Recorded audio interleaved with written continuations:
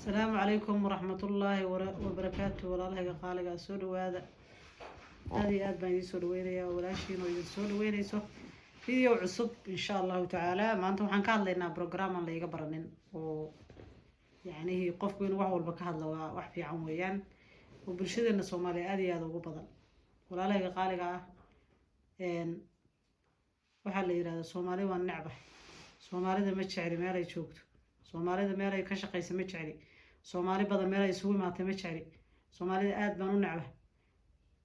إن بدو واد مقشين بانو مرينا يا هدينا مغرينا وحلا يا ميلهن ما شوكتان قربها dad badan oo waliba kala duwan baad ka maqlaysaa inay dhahayaan meel Soomaali ka ku badan tahay lagama shaqeeyo ha ka shaqeynina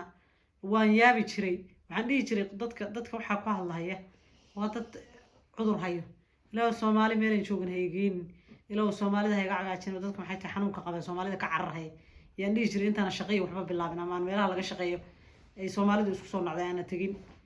marka walaalahayga qaaliga arintaas aad iyo aad bay u badan tahay ama aan u maqlay markaan maqlay banaanka intaan joogay maqli jiray kadib aniga caadi baan u arkay ama waxaan u arkay waxaan la iga sheekeynaynin meeshii ay ka dhacaysay baan tagay shaqooyinkii baan ha kala duwanaada laakiin anigu meelaha aan ka shaqeey waxa weeyaan meelahan foorka la yiraahdo ama caafimaadka ama dadkan daryeelka dadka daryeela caafimaad oo dhan hadaad maqasho waa bini'aadanka meesha ugu hooseyso kalkaalisa caafimaad oo aniga aan bartay iyo meesha ugu koreyso يعني وميل أون ده بني آدم كوا يسوق إمادان وقف بني آدم العاون هيو وماشى أو استرس بدن أما أو شقة بدن وعالم كشغل قبته مركا أنا وهنجرم وهرت مر والبابضات حتى أجنبي كلاتية ضدك مالها كشقية وحد مدة إني ضد استرس حنوصين ومسكحيا حتى أو حنوصن ومسكح ذا كشر أنا وإن بدن وان يابي والله يابي وان يا واحد بدن أنو كم شقينين إنه meelo kala duwan baan tagay practice iyo waxyaalaha u tagay mar dhow baan dhameeyayba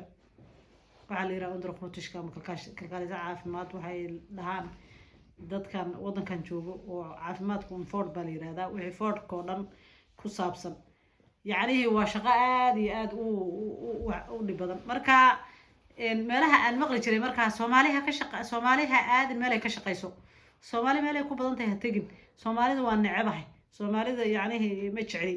Soomaalida iyaga is cusuriyeeyo meel ay Soomaali ka shaqeysaa hadaad tagto waad dadka ajnabiga la shaqeeyaa waan yaabi jiray wallahi si caadi aniga oo arko qofna iiga sheekeynaynin Soomaalida markii loogu tago meelaha shaqada ama ay kaaga horeeyeen dadka aad u sii shaqeyn jiray waliba waa dadka cusub ee Soomaalida si xun oo la dhaqma oo maaragtay aad iyo aad u dhibaateeya ama dadkan waxa arkaysaa ajnabiga kaleeto haday carab noqoto haday Eritreanka dadka noqoto haday Ethiopianka Afrikaanka xataa ilaa aan noqoto waa dad is soo dhaweeyay markay shaqada isugu yimaadaan waa dad is ixtiraama waa dad waxa maaragtay uu kan meeshan ay ku xun tahay kaaga sii waram ilaa meeshan moogtay qof walba markaad cusub tahay meesha oo meel walba ku cusub tahay qofku waa qof cusub mar walba waa cusub tahay qofka kaaga horeeyay walaalka ani waxay ila tahay qofka Soomaaliga inuu walaalka yahay والله وبالله وطلع دتك أمسن بأنا هاي سومالي وإني لما أنتظ ولا تهاي أو دتك كلا يجي حاجة أنا وقف كلا هذا اللي تاجي هاي أد بنو سوما أنا دتك كلا دي النعبين وعسوري هاي بني آدم كو أنا دباتين إن برادنا وحنشعل هاي سومالي دو إني دتك يجي هاي ونادو تشعل هاي أو واحد وقف سومالي أوجي هاي ونن يقرن لكن ما نركي dad waxa ku jira dadka maaragtay badi waliba dadka u badan ee ka shaqeeya meelahan caafimaadka waa dad aan garan waayay oo dhaqankooda aan aad iyo aad ula yaabay waan fahmi waayba qofka maba jecla inuu u imaado intoodii hore haday doonaan haysa si cunaan oo haysa si dhibaateeyaan laakiin marka dambe isla qabsanayaan qofka cusub ee u yimaado laakiin ma arki karaan intoodii kala u heshiinaysa si kasta qof wanaagsan oo qof fiican oo marka waxaan ogaaday dadkan cararahaya ee Soomaalida ka cararaya alla Soomaali meel ay joogtaan ka shaqeeynin alla Soomaalida dadka kala ku dhaama waan yaabi jiray waxaan dhihi jiray dadkan maxay ahaan cusuriga Soomaali aanu ma dhaxgalo Soomaalida aanu ma sidan ma yeelo aanu Soomaali meel ay isugu imaatay ma jeceli aanu Soomaalida meel ay ka shaqeeysan ma jeceli dadkan maxaa ku dhacay baan dhihi jiray sababtu waxay tahay dadka waxay ka soo shaqeeyaan meelo kala duwan oo Soomaali badan bay ugu tageen Soomaalida إلهي بهرتو محل جري تدكو سكوا ضميد معها oo dad wanaagsan baa jira laakiin haddana inta u badan dadka ka shaqeeya caafimaadka oo kale dadka meelaha caafimaadka ka shaqeeya ajnabiga kale ay naga fiican dad waxaa arkaysaa ku dhihi wallaahi waxyaalaha aan anigu aad ula yaabay markaan shaqada meelaha tagay horta shaqa meelo badan baan tagay oo dadka guryaha loogu tago ee daawooyinka la siiyo dadka maxaa la dhihi jiray meelaha degan meel walbaan tagay olika weliba kamuun ah oo meelo badan oo kala duwan oo degmooyin kala duwan baan tagay yacnihii dadka aan ku arkay ee soomaalida dhaqamo xataa waxay leeyihiin dadkan kaleeto marka ay caadiga raastiga u yihiin marka ay xitaa wax isweydiinayaan hooste qofkii oo waxaa lagu leeyahay horta inta badan luqadaada ku hadal baa luqada wadanka meesha aad joogto yacni luqadan aad ku shaqeynaysa ku hadal baa lagu dhihi laakiin mar walba dadkan kaleeto markuu qofkan waxaan ku adkaada ama qofkan waxaan doonayo luqadooda bay isku weydiin eletriyaanka kaleeto meelo badan oo aad ugu badan yihiin baan iyo carabta ayaan kasoo shaqeeyoonaaday caadi bay isula hadlaan kheefkii oo jooga dadkii oo dhan oo jooga qofka wuxuu weydiinayaa waa dad hoosta soo wada gashanaya waa dad muxubo isku muujinaya waa dad jacayl isku muujinaya waa dad yacnihii maasha allah tabaaraka allah haddaad aragtay aad qaracmaysa ama aad masayraysa wey soomaalidii laakiin waxay ku leeyihiin af soomaaliya ku hadlin may yacni waxaa ku xiran buufis aadan garanaynin meel uu uga yimid oo iyaga isa saareen keli marka walaalahayga qaaliga waan soo badin doonaa insha allah waxyaalo badan oo weliba aan arkay oo dhaqan xumo ah oo dadka soomaalida inuu qofka soomaaliga kale ka cararo ku qasbaysa gabdho yaryar oo hadda soo kacaya oo meelahan ka tegay mar hore yaa oo meelo fog oo swedishku ka shaqeeya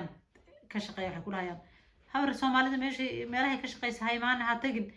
dadka swedishka kaaga fiican dadka kaleeta kaaga fiican anigana waxaan dhahaa soomaali meelan jooga haddaan tago waan xanuunsanay sababtoo soomaali baan ahay oo waan iska jeclaa inaan iyaga iskaga dhex jiro marka marka dambe waxaad gaaraysaa heer aad dadkaasoo kale noqoto dad badan baa waxaad nacaysaa dadkan dhaqankooda siday u dhaqmahayaan dad kuga haya maanta oo dhan yacni xataa qofka adduunka ugu fiican haddaad tahay xitaa waxay kaa dhigayaan qof aan waxbaba ahayn sidan lama sameeyo sidan ha yeelin sida wax baa ku xidhan ummadda kale aan ku xidhnayn walaalayaal dhaqanka haddaad leedihiin oo dad idaawanayo dhaqankaale uu jiro ha iska daayaan alla iska daayo soomaali nacaybka iyo dadkan idinka cararhaya oo dadka welibeetana dadka inta badan ka shaqeynaya ee laga yaabo 20 sano 15 sano 10 sano ka shaqeynayay dad xanuunsan baad dad si kale aad noqotaan anu ma dhihi karo waa xanuunsantihiin laakiin wallaahi caafimaadsantiin anu idin ma dhihi karo dad waxaad yacni idinku jira khariban marka iska ilaaliya insha allahu tacaala inuu dadku idinka cararo oo idinkii walaalahay soomaalida inaad kala carartiin hadda qabiil male ogow qabiil ma laha qabiil ahaan dadka looma qabiil shaqo kuma laha waxan waa wax dhaqan oo la bartay oo qofkii la iska dhigayo inuu wax atooro yahay inuu meeshu asaga iska leeyahay inuu qofkan kaleeto geeska geliyo marka soomaaliya arrintaas dadka ila arkayna insha allahu tacaala ha arka ay soo sheegaan dadka hadda samayn doona ha iska ilaaliyaan anigu waxaanay dad qalbi fiican oo dadka soomaalida aad u jecel marka dadka soomaalida ha ku dirina oo inaad leedan ka wada cararo dadka ha ku khasbina oo meelo ay ajnabigu ka shaqeeyaan oo isnacdaan maxaa keenaya qof walaalkeena naco oo aan ka cararo waa xumaatada yacni adigu aad abuurtay dadka aad inta badan shaqeynayo waad kharibantiin si fiican baad u kharibantiin wallahi dad caadi ama tiin assalaamu calaykum waraxmatullahi wabarakaatuh walaalahay qaaliga share iyo subscribe iyo ما شاء الله بالفيديو قاس لو ذا ضد بدنا هدول هذا وصوب بدنا يا عدو كعجبية ما رنت على دركتنا وصي وصقر إن شاء الله تعالى موحص أن كشكين يا دركتين السلام عليكم ورحمة الله وبركاته.